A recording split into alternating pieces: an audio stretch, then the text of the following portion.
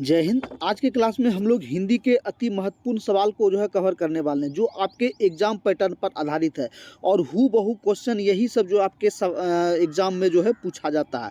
बिल्कुल ही सरल भाषा में आपको समझाएंगे और बताएंगे और एक एक प्रश्न को आपको ध्यान से देखना है और साथ ही साथ आपको मॉक टेस्ट लगाना है और इसके बाद कमेंट करके आप मुझे बताएंगे कि आपका स्कोर आज के क्लास में आपका स्कोर टोटल कितना आ रहा है और आपने कितने सवाल को अटेम्प्ट किया है। और जितने भी सारे सवाल है जो मैं आपको कवर करा रहा हूँ, टोटल VVIP सवाल है, यानी कि बहुत ही इंपॉर्टेंट सवाल है। और आपके प्रीवियस ईयर क्वेश्चन से जो भी जितने सवाल पूछा गया है उसको हम आपके लिए सिलेक्ट करके लेके आते हैं और आपको एकदम सरल भाषा में समझाने की कोशिश करते हैं। और यदि आपने अभी तक हमारे चैनल को सब्सक्राइब नहीं किया है तो अभी तुरंत हमारे चैनल को सब्सक्राइब कीजिए और साथ ही साथ टेलीग्राम से भी जुड़ जाइए। नीचे डिस्क्रिप्शन में टेलीग्राम का लिंक दिया गया है, वहाँ से आप टेलीग्राम से जुड़िए, क्योंकि जो भी क्लास होता है उसका PDF और स्टडी मटेरियल आपको टेलीग्राम पे प्रोवाइड किया जाता है। स्टडी मटेरियल है उसको ज़्यादा से ज़्यादा टेलीग्राम पे प्रोवाइड करने की कोशिश हम लोग करते हैं, ताकि जो भी जितने भी स्टूडेंट हैं सभी को एग्ज़ाम में कोई परेशानी नहीं हो और ज़्यादा से ज़्यादा कंटेंट उनको मिल सके। तो चलिए आज के क्लास का सबसे पहला प्रश्न देख लेते हैं कि आज का सवाल है। पहला सवाल देखिए कि जितेंद्रिय शब्द का सही संधि विच्छेद क्या होगा। जितेंद्रिय को हम लोग ऐसे तोड़ेंगे कि जो कि दोनों का संधि हो जाए, तो इसका राइट आंसर हो जाएगा आपका ए नंबर सवाल हो जाएगा, जीत जोड़ इंद्रिय, यानी कि जिसने इंद्रियों पर जीत हासिल की हो उसे जितेंद्रिय कहते हैं। आपका अगला सवाल है कि लीलाधर जगुड़ी द्वारा रचित कविता कौन सा है। लीलाधर जगुड़ी द्वारा रचित कविता कौन सा है। आपके सामने 4 ऑप्शन है और चारों ऑप्शन को आप ध्यान से देखेंगे, इसके बाद मॉक टेस्ट लगाएंगे और आप कमेंट करके मुझे बताएंगे कि आपका आज कितना स्कोर आया है, आपने कितना अटेम्प्ट किया है और टोटल स्कोर आपका कितना आ रहा है। तो आपके सामने 4 ऑप्शन है, तो आपका राइट आंसर हो जाएगा ये इसका हो जाएगा ये मेरा ईश्वर, यानी कि बी नंबर राइट आंसर हो जाएगा। अगला सवाल देखिए कि फणीश्वर नाथ रेणु द्वारा रचित कहानी, फणीश्वर नाथ रेणु द्वारा रचित कहानी इनमें से कौन सी है। यानी कि 4 ऑप्शन है, चारों ऑप्शन में से बताना है कि फणीश्वर नाथ रेणु द्वारा जो रचित रचना है इसमें कहानी कौन सा है। तो आपके सामने 4 ऑप्शन है, तो आपका राइट आंसर हो जाएगा ये बी नंबर राइट आंसर हो जाएगा। लाल पान की बेगम ये फणीश्वर नाथ रेणु की रचना है। अगला सवाल देखिए कि मानो अपनी अबूझ भाषा में कहता है कि रेखांकित पद प्रतीक समुद्र का भी नहीं होता है। तो इसमें आपको राइट आंसर बताना है कि इसमें क्या हो जाएगा। तो आपके सामने 4 ऑप्शन है, तो आपका राइट आंसर हो जाएगा ये डी नंबर सवाल सही हो जाएगा, यानी कि समाज का इससे अभिप्राय है। अगला सवाल देखिए कि एक कहानी यह भी की रचना है किसकी है। यानी एक कहानी यह भी ये किसकी रचना है, किसके द्वारा ये लिखा गया है, इसको आपको बताना है। और फ्रेंड्स, हिंदी में जितने भी सवाल हैं इसमें रचना से और आपके समास से यानी व्याकरण से भी कुछ सवाल रहते हैं और रचना से भी कुछ सवाल रहते हैं। इसके साथ साथ आपको सारे को एक एक टॉपिक को आपको ध्यान से देख लेना। और आप ध्यान रखिए कि जितना भी मैं क्वेश्चन करा रहा हूँ उसको सिर्फ और सिर्फ आप कवर करते रहेंगे और रिविज़न करते रहेंगे, तो आपका सारा डाउट क्लियर होते चला जाएगा। तो आपका 5 का आंसर राइट हो जाएगा। आपका ये सी नंबर, यानी कि मन्नू भंडारी की ये रचना है। अगला सवाल देखिए कि किस विकल्प में सही विलोम युक्त है, किस विकल्प में सही विलोम युग्म है। जो इसमें चारों दिया गया है, इसमें इसका विलोम शब्द पूछा गया है, तो आपको बताना है कि इसमें किसका किसका विलोम युग्म सही है। तो आपका राइट आंसर हो जाएगा ये आपका ये राइट आंसर डी नंबर हो जाएगा, यानी कि गौरव लाघव ये विलोम युग्म है। अगला सवाल देखिए कि कौन से कथन शब्द कमल के सभी पर्यायवाची हैं। आपको पूछा जा रहा है कमल के पर्यायवाची कौन कौन से हैं। इनमें से 4 ऑप्शन है, चारों में से बताना है कि किसका कमल का पर्यायवाची है या नहीं है। तो आपका राइट आंसर हो जाएगा ये सी नंबर राइट आंसर हो जाएगा, सरोज, पंकज, अरविंद, ये सब जितने भी शब्द हैं ये कमल के पर्यायवाची शब्द हैं। अगला सवाल देखिए कि दाल का बहुवचन क्या है। दाल का बहुवचन क्या हो जाएगा, आपके सामने 4 ऑप्शन है। तो आपका राइट आंसर हो जाएगा ये दालें हो जाएगा, यानी कि बहुवचन हो जाएगा दालें, ना कि अनेक दाल या दाल समूह या दाल, ये नहीं होगा, यानी कि दालें जो है ये बहुवचन हो जाएगा। अगला सवाल देखिए कि संज्ञा शब्द जहर में इला प्रत्यय जोड़ने पर कौन सा विशेषण बनेगा। प्रत्यय जो है इला, यदि जहर में जोड़ देंगे इला तो क्या बन जाएगा। तो आपके सामने 4 ऑप्शन है। तो यहाँ हो जाएगा जहर जोड़ इला, तो क्या हो जाएगा आपका राइट आंसर। तो आपका राइट आंसर हो जाएगा ये जहरीला। क्या हो जाएगा जहरीला, ई बन जाएगा हर्षिकर में, तो आ जाएगा क्या जहरीला, यानी कि बी नंबर आपका राइट आंसर हो जाएगा, जहरीला हो जाएगा। अगला सवाल देखिए कि निम्नलिखित में से कौन मैथिली शरण गुप्त की रचना नहीं है। 4 ऑप्शन नीचे दिया गया है, इनमें से आपको बताना है कि इनमें से कौन सा ऐसा रचना है जो मैथिली शरण गुप्त द्वारा नहीं लिखी गई है। तो आपके सामने 4 ऑप्शन है, इस चारों ऑप्शन को ध्यान से देखेंगे और इसके बाद जो है आंसर को हिट करेंगे। मैं बिल्कुल समय दे रहा हूं, आप जो है मन में हिट कीजिए और एक कॉपी कलम पे लिखते जाइए कि मैं जो है फला नंबर सवाल का मैं इतना जो है ये राइट हुआ या फॉल्स हुआ। ये जो है इससे आपको जो है अपने आप में एक सहानुभूति मिलेगा कि मैं कितना क्वेश्चन को जो है सही कर पाता हूँ।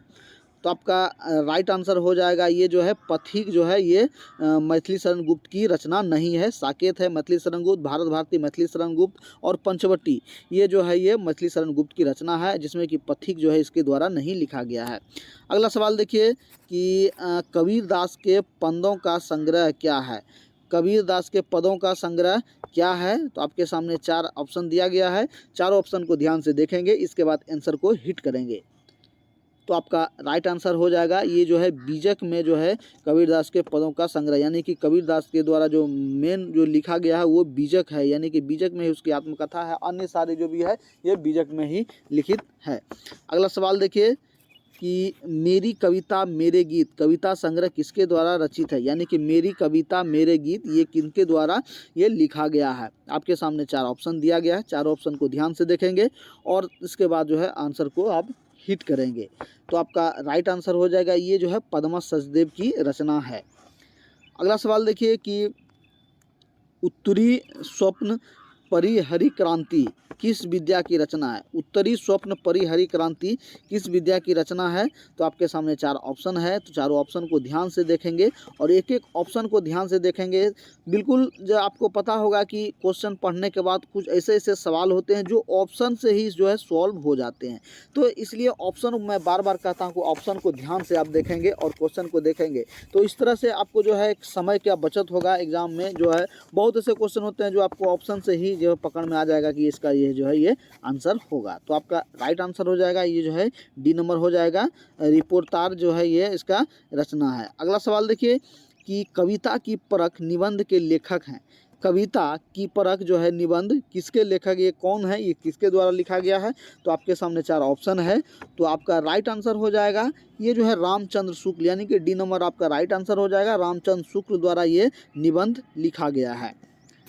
अगला सवाल देखिए कि आधुनिक साहित्य की प्रवृत्तियों नामक आलोचनात्मक पुस्तक किसके लेखक कौन है। जो आधुनिक साहित्य की प्रवृत्तियां द्वारा जो लिखा गया है यानी कि आलोचनात्मक पुस्तक है, इसके लेखक कौन है आपको बताना है। आपके सामने 4 ऑप्शन है, तो आप सारे ऑप्शन को ध्यान से देखिए, इसके बाद आंसर को हिट कीजिए। आपका राइट आंसर हो जाएगा ये नामवर सिंह है, इनके द्वारा जो है आधुनिक साहित्य की प्रवृत्तियां ये जो है ये लिखा गया है। अगला सवाल देखिए कि सखी वे मुझसे कहकर जाते हैं, कह तो क्या मुझको में अपनी पद बाधा ही पाते। उपयुक्त पंक्तियों में मैथिली शरण गुप्त की किस रचना से उद्धृत है।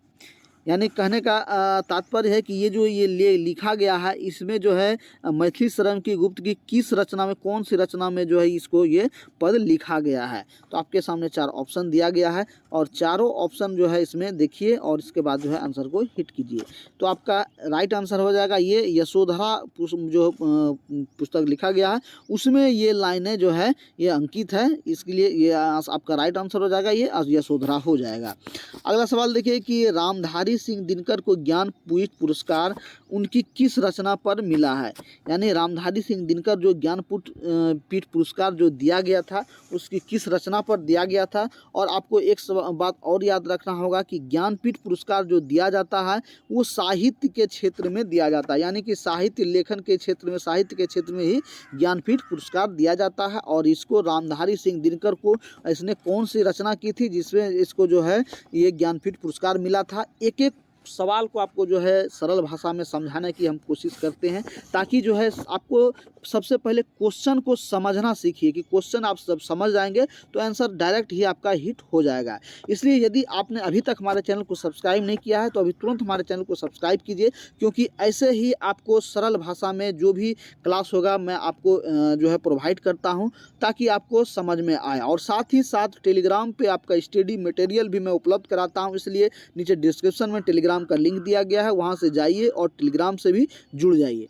तो आपका राइट आंसर हो जाएगा ये जो है सी, यानी कि उर्वशी जो लेख लिखा गया था, उर्वशी में ही रामधारी सिंह दिनकर को ज्ञानपीठ पुरस्कार दिया गया था। अगला सवाल देखिए कि शेखर एक जीवनी अज्ञेय की कीर्ति है, यानी शेखर एक जीवनी है जो अज्ञेय द्वारा लिखा गया है, ये क्या है आपको बताना है। इसमें से 4 ऑप्शन दिया गया है, ये क्या है, यानी कि उपन्यास है, जीवनी है, कहानी है या नाटक है। इनमें से चारों ऑप्शन को आपको ध्यान से देखना है और आपको आंसर हिट करना है। तो आपका राइट आंसर हो जाएगा ये जो है ये एक उपन्यास है, यानी कि शेखर एक जीवनी जो लिखा गया अज्ञेय द्वारा, ये एक उपन्यास है। अगला सवाल देखिए कि बाल कृष्ण भट्ट द्वारा रचित नाटक कौन सा है। बाल कृष्ण भट्ट द्वारा जो रचित नाटक है ये कौन सा है। आपके सामने 4 ऑप्शन है, 4 ऑप्शन को ध्यान से देखिए। तो आपका राइट आंसर हो जाएगा ये बेनु संहार जो है ये इनके द्वारा बालकृष्ण भट्ट द्वारा ये लिखा गया है। फ्रेंड्स टोटल सवाल जो है वीवीआईपी है, इम्पोर्टेंट है और आपके जो है एग्ज़ाम पैटर्न पर बिल्कुल आधारित है। तो आप मेरे क्लास को बिल्कुल भी मिस नहीं करेंगे और क्लास को ध्यान से देखेंगे, पूरा अटेंड करेंगे और लास्ट में आप जो है कमेंट करके बताएंगे कि आपका स्कोर आज कितना रहा है। अगला सवाल देखिए कि लेकिन दरवाज़ा उपन्यास है, लेकिन दरवाज़ा ये उपन्यास है, किसका उपन्यास है। तो आपको ध्यान से देखना है चारों ऑप्शन को, इसके बाद आंसर को हिट करना है। तो आपका राइट आंसर हो जाएगा ये पंकज बिष्ट का जो है ये उपन्यास है लेकिन दरवाज़ा। अगला सवाल देखिए कि लता का कोई भी गाना लीजिए तो उनमें 100% यह डैश मौजूद मिलेगी, यानी कि यह डैश मौजूद मिलेगा। रिक्त स्थान में निम्नलिखित में से पद प्रयुक्त होगा, यानी कि एक कहने का तात्पर्य है कि जो एक पंक्ति लिखा गया कि लता का कोई भी गाना लीजिए तो उनमें 100% यह डैश मिलेगा। तो डैश इसमें से आपको चुनना है कि इसमें क्या मिलेगा, यानी कौन सा अभिप्राय उसमें रहता है। तो आपका राइट आंसर हो जाएगा इसमें क्या हो जाएगा।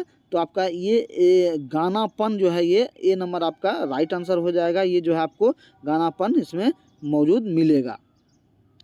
अगला सवाल देखिए कि शमशेर बहादुर सिंह अज्ञेय के कौन कौन से सप्तक के हैं। शमशेर बहादुर सिंह अज्ञेय जो है उनके सप्तक के कौन हैं।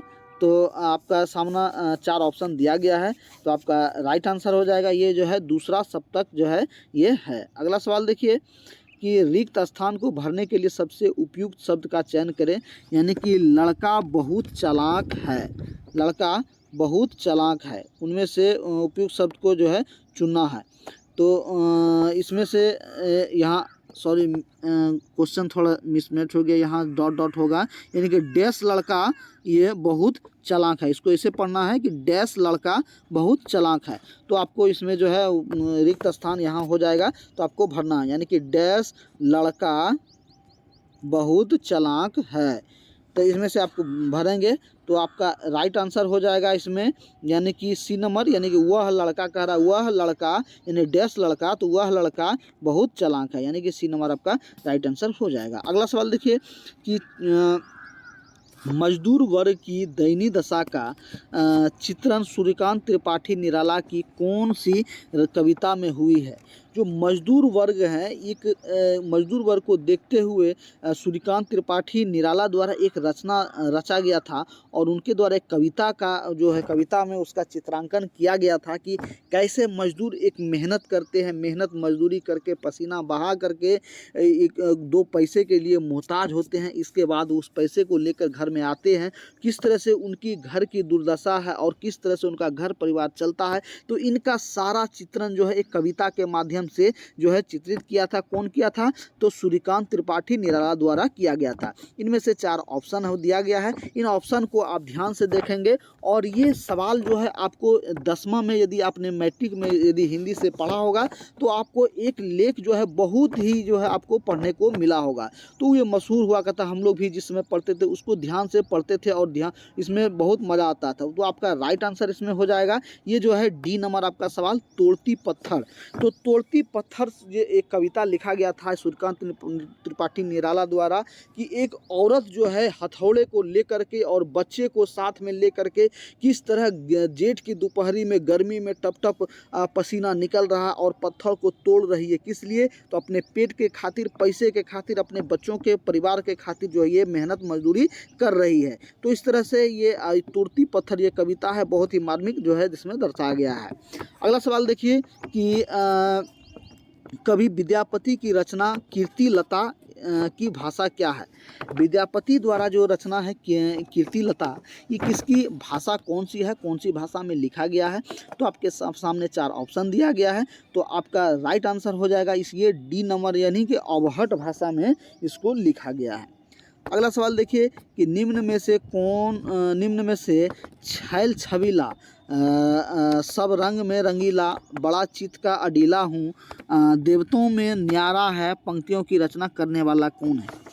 इन्हें कहने का तात्पर्य है एक जो कविता लिखा गया है कि निम्नलिखित में से छैल छबीला, रंग में रंगीला, बड़ा चित्त का अडीला हूँ, देवताओं में न्यारा हूँ, पंक्ति की रचना, ये जो रचना रचा गया है ये आपको पढ़ने से ही आपको समझ में आ गया होगा। क्वेश्चन पढ़ने से ये किसके द्वारा ये लिखा गया है? तो ये लिखा गया है हमारे कृष्ण जी के लिए, यानी कृष्ण कन्हैया के लिए।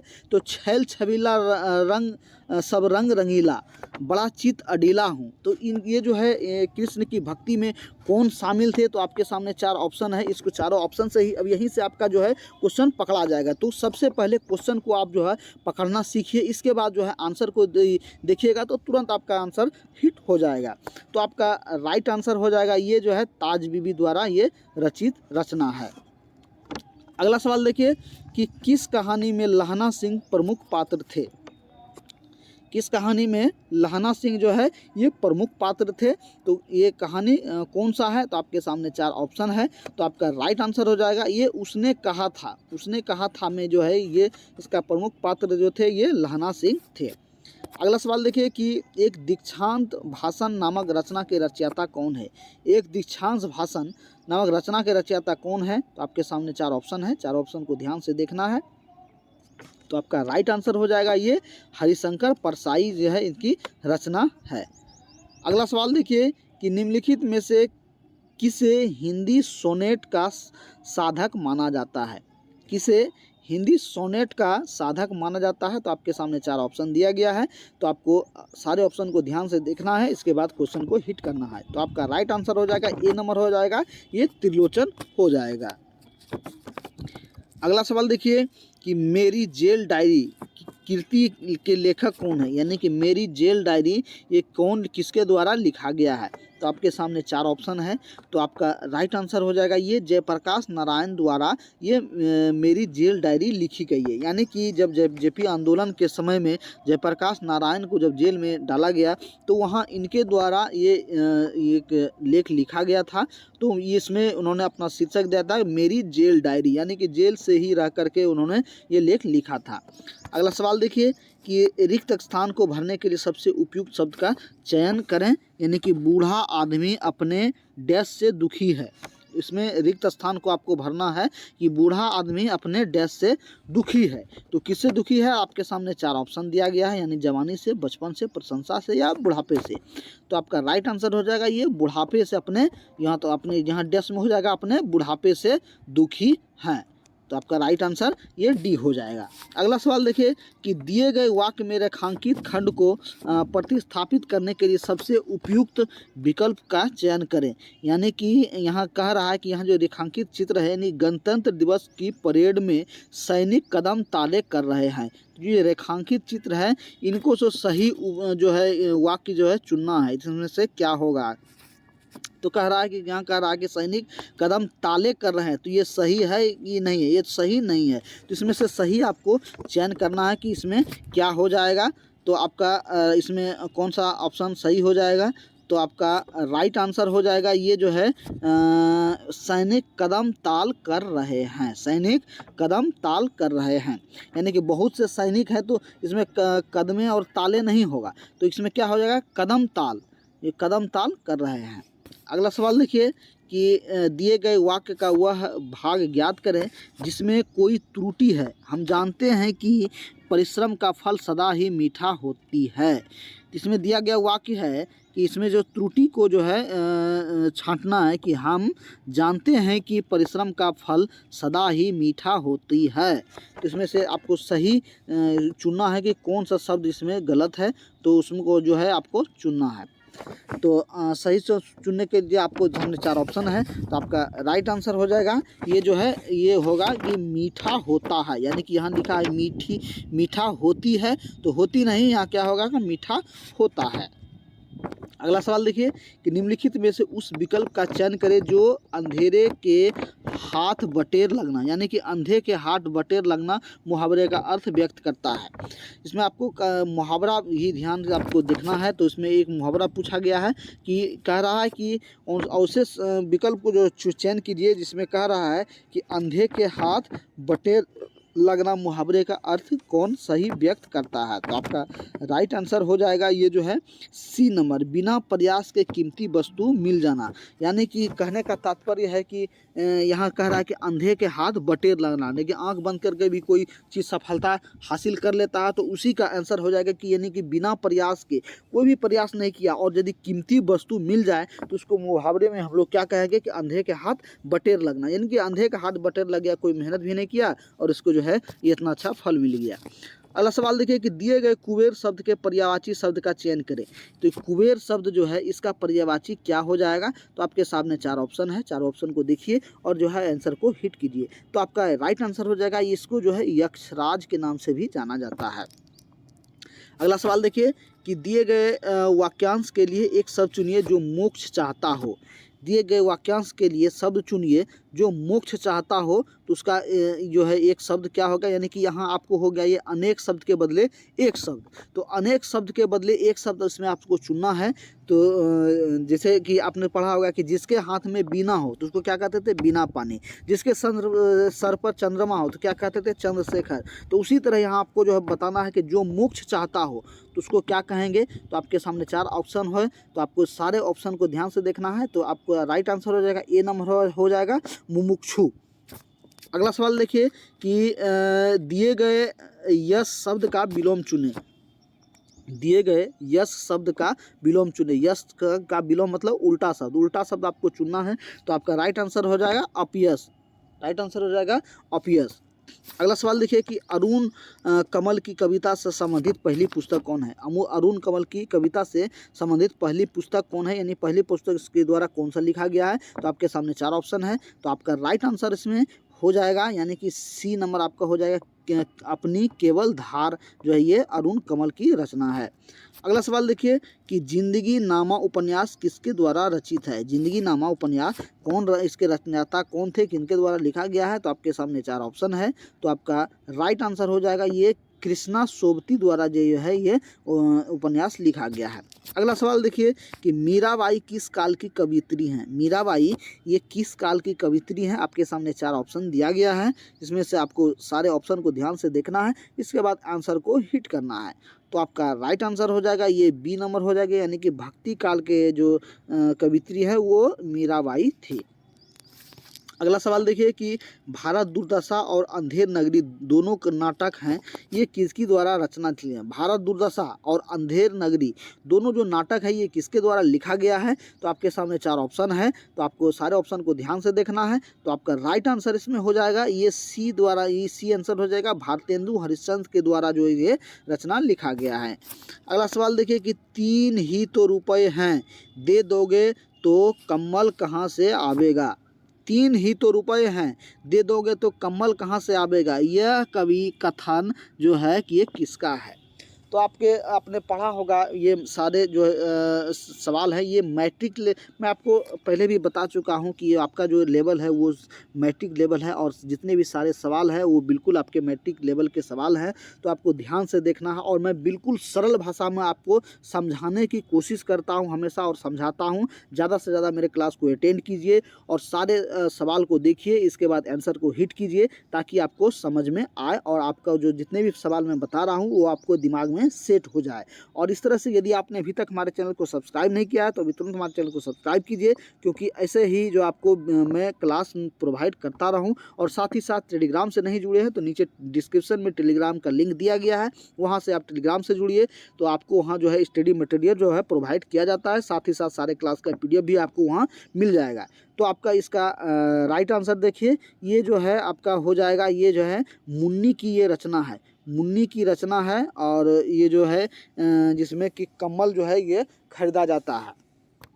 अगला सवाल देखिए कि दोहरा अभिशाप दलित आत्मकथा, दोहरा अभिशाप ये एक दलित आत्मकथा है, ये किनके द्वारा लिखा गया है। तो आपका इसमें 4 ऑप्शन दिया गया है, चारों ऑप्शन को ध्यान से देखिए, इसके बाद जो है आंसर को हिट कीजिए। तो आपका राइट आंसर हो जाएगा ये कौशल्या वैसंतरी की ये रचना है। अगला सवाल देखिए, निम्नलिखित में से कौन सी कृति मोहन राकेश की है। निम्नलिखित में से कौन सी कृति मोहन राकेश की है, यानी कि मोहन राकेश द्वारा कौन सा पुस्तक लिखा गया, कौन सा ये रचना रचा गया है। तो इसके सामने आपके सामने 4 ऑप्शन है, 4 ऑप्शन को ध्यान से देखिए। तो आपका राइट आंसर हो जाएगा यह है इनमें से सभी, यानी कि ये न आने वाला कल, अंधेरे, बंद कमरे और अंडे के छिलके, ये तीनों जो रचना है ये मोहन राकेश द्वारा ये लिखित रचना है, यानी कि ये सारे रचना जो है मोहन राकेश की है। अगला सवाल देखिए कि निम्नलिखित में से किस रचना ने चंद्रधर शर्मा गुलेरी को अलग पहचान दी है। चंद्रधर शर्मा गुलेरी को अलग पहचान कौन सी रचना से मिला है, इनके द्वारा कौन सा ये किताब लिखा गया था जिनको जो है इनको ये लोग जानने लगे, पहचानने लगे। तो आपका राइट आंसर हो जाएगा ये जो है उसने कहा था, ये लेख है ये इनके द्वारा ये लिखा गया है, चंद्रधर शर्मा गुलेरी द्वारा ये लिखा गया है, उसने कहा था। अगला सवाल देखिए, निम्नलिखित में से मीराबाई की भक्ति थी, मीराबाई की भक्ति कौन सी थी, कौन से भाव में वो उनका गायन था, वादन था, यानी कि जो कौन सी भक्ति करती थी। तो आपके सामने 4 ऑप्शन दिया गया है। तो आपका राइट आंसर हो जाएगा ये जो है श्रृंगार भाव से वो जो है गाती थी और जो है भक्ति करती थी। अगला सवाल देखिए कि जयशंकर प्रसाद द्वारा रचित महाकाव्य कौन सा है। जयशंकर प्रसाद द्वारा रचित कौन सा है, आपके सामने 4 ऑप्शन दिया गया है, चारों ऑप्शन को ध्यान से देखेंगे। और जो है जितने भी रचना है वह आपको एक PDF जो है टेलीग्राम पे उपलब्ध करा देता हूं, उसको आप एक बार सरसरी निगाह से देख लेंगे कि कौन पुस्तक किसके द्वारा लिखा गया है। तो यदि ऐसा चाहिए तो आप कमेंट इस पर ज़रूर करेंगे और बताएंगे मुझे कि क्या मैं ये सारे रचना का एक PDF बना करके आपको टेलीग्राम पे प्रोवाइड करूं या ना करूं। तो आपका राइट आंसर हो जाएगा ये जो है D नंबर, यानी कि कामायनी जो है ये जयशंकर प्रसाद द्वारा लिखा गया है। अगला सवाल देखिए कि अरुण यह मधुमय देश हमारा, जहाँ पहुँच अनजान क्षितिज को मिलता एक सहारा, ये उपयुक्त काव्य पंक्तियाँ किस कवि द्वारा रचित है। कहने का तात्पर्य है कि अरुण यह मधुमय देश हमारा, जहाँ पहुँच अनजान क्षितिज को मिलता एक सहारा, ये जो काव्य ये पंक्ति है ये लिखा गया है, किसके द्वारा लिखा गया है, इसके रचनाकार कौन है। तो आपके सामने 4 ऑप्शन है। तो आपका राइट आंसर हो जाएगा ये जो है जयशंकर प्रसाद की रचना है, ये जयशंकर प्रसाद द्वारा ये लिखा गया है। अगला सवाल देखिए कि निम्नलिखित में से प्रेम शब्द का पर्यायवाची नहीं है। प्रेम शब्द का पर्यायवाची इसमें से कौन से नहीं है? तो इसमें से प्रेम का पर्यायवाची नहीं हो जाएगा। तो आपका राइट आंसर हो जाएगा ये घृणा जो है ये प्रेम का ये विलोम हो जाएगा, भले ये पर्यायवाची नहीं है, यानी कि ये विलोम शब्द हो जाएगा, इसलिए ये आपका डी नंबर साइन हो जाएगा। तो प्रेम का प्रणय भी हो जाएगा, अनुराग भी हो जाएगा और प्रीति, ये सारे जितने भी हैं ये प्रेम का पर्यायवाची हैं और ये जो है ये विलोम शब्द हो गया। अगला सवाल देखिए कि साहित्यिक का शुद्ध रूप क्या होगा? साहित्यिक इसको आपको तोड़ना है, यानी कि साहित्यिक का शुद्ध रूप क्या होगा, यानी कौन से सही रूप में आपको साहित्यिक को लिखा जाता है? तो आपके सामने 4 ऑप्शन दिया गया है। तो आपका राइट आंसर हो जाएगा ये जो ए नंबर हो जाएगा, यानी कि साहित्यिक जो है ये राइट आंसर हो जाएगा, यानी कि इस तरह से साहित्यिक जो है इस तरह से लिखा जाता है। अगला सवाल देखिए कि आँखों देखा गदर रचना की विद्या क्या है? आँखों देखा गदर रचना की विद्या कौन सी है, क्या है? तो आपके सामने 4 ऑप्शन है। तो आपका राइट आंसर हो जाएगा ये स्मरण विद्या की रचना है, यानी स्मरण के टाइप का जो है ये लेख है। अगला सवाल देखिए कि जो कम बोलता है उसके लिए उपयुक्त शब्द क्या होगा? तो अनेक शब्दों के बदले एक शब्द आपको बताना है कि जो कम बोलता हो उसका क्या हो जाएगा। तो आपको आपका राइट आंसर इसमें हो जाएगा ये मितभाषी। मितभाषी मतलब कि ये जो कम बोलता हो। अगला सवाल देखिए कि आचार्य रामचंद्र शुक्ल द्वारा रचित कविता की परख किस प्रकार की निबंध है? आचार्य रामचंद्र शुक्ला द्वारा जो रचित कविता है यानी कि परख जो है ये किस प्रकार की रचना है? तो आपके सामने 4 ऑप्शन दिया गया है। तो आपका राइट आंसर हो जाएगा ये समीक्षात्मक रचना है। अगला सवाल देखिए कि रामचंद्र शुक्ल द्वारा रचित कविता की परख निबंध का मूल भाव क्या है? इस जो परख है इसका मूल भाव क्या बताना है आपको, मूल भाव क्या है? तो आपका राइट आंसर हो जाएगा ये जो है कविता का मूल्यांकन किया गया है। अगला सवाल देखिए कि राम तजु पे गुरु न बिसाऊं गुरु के राम हरिमन निहाऊं, इस पंक्ति में किसको महत्व दिया गया है? इसमें कहता है कि पहले कि आप सवाल को ध्यान से देखिए कि राम तजु पे गुरु न बिसाऊं गुरु के सम हरिन निहाराऊं, पंक्ति में सबसे पहले जो है किसको महत्व दिया, इसमें किसको जो है महत्व दिया गया है?